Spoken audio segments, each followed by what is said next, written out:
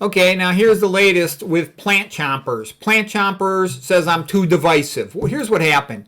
Plant Chompers is this guy right here. He's a really smart old guy, and I think he does nutrition stuff for fun. He's bored, and he's real good with computers, and he's got some really good videos. His average video gets like hundreds of thousands of views. He's good at editing them. He walks around and talks to his phone. It's kind of entertaining, and so he does a good job with his video. He's also, maybe because he's retired and he's good at contacting people. He'll get nutrition celebrities to interview for his phone. He interviewed Pekka Puska, the guy from Finland, which was pretty neat. You're not otherwise going to see that. So he does some good things, and he's smart. He reads a lot. But anyways, he likes to interview the moderate to high-fat vegans, people who I jokingly call the high-fat phonies.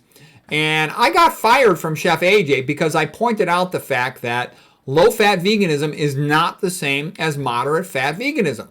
There's a lot. They want to try to pretend they're the same as low-fat veganism, but the data is that low-fat makes people healthy. I'm not aware of data saying that moderate fat is going to make people healthy.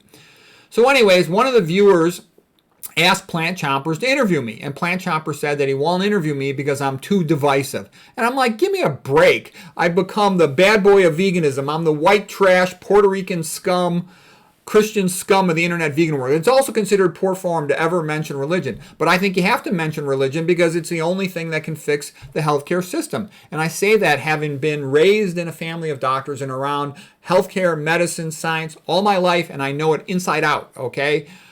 And also, the way the human brain works, it's by comparing things. As a matter of fact, that's how we map cognitive space, is by analogies, comparisons of things. So my feeling was when I was talking about the low-fat McDougall diet, how am I going to point out the benefits of a starch-based vegan diet unless I clarify how it is different from a diet that includes oils and it includes things like nuts and seeds. Soy and flax aren't just high fat, they're also estrogenic, and estrogen is a fat storage hormone promoting obesity. So to me, it's insane to try to tell people to be skinny and meanwhile simultaneously tell them to eat nuts and seeds and soy and flax and olive oil and other omega-3 fats. That's oxymoron. I mean, it's BS, okay? And to say that caffeine and coffee is good, caffeine increases cortisol, it increases blood lipids. It's for acute stress to get, energy higher in the blood. It also causes insulin resistance and diabetes. You don't want that. It's counterproductive to somebody trying to lose weight and prevent diabetes and hypertension. It's stupid. Okay, and why do I talk about religion? It lowers stress, it lowers cortisol, it lowers blood catecholamines, so you help prevent insulin resistance, you help prevent diabetes. It's good. And religious people are much healthier. That should be mentioned. Look at the blue zones. Look at the research of, Koenig et al. All right. Also, when medicine and science deny Bible ethics, as they do in conventional medicine, they then have no moral standards, none whatsoever. They just try to please Big Pharma, and they sell drugs that, poison the proles. It's like that Tom Lehrer song, poisoning the pigeons in the park, poisoning the proles in the park.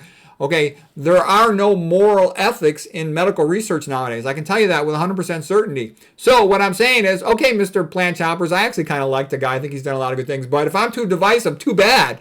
Socrates was the gadfly of his state. Luckily, I don't like what happened to Socrates.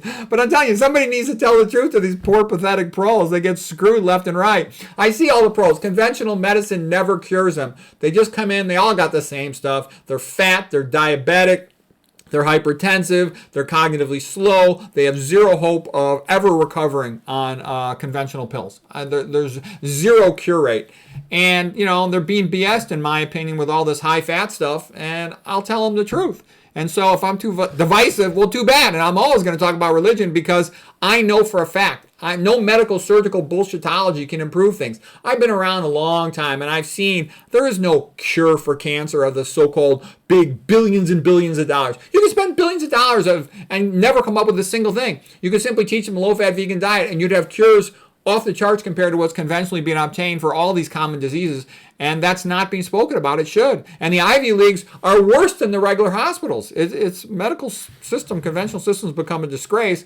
And I see all these lightweight researchers on there, these guys who are nice, but they're wimpy. Like I like Mike the vegan. He's nice, but he's a wimp, okay? He sits there and he's going to tell everybody that omega-3s and soy are good because he's too weak, I think when he gets a little more experience, he'll toughen up and he'll become smarter because he is smart. It's just when you're young, you get intimidated by all these big names.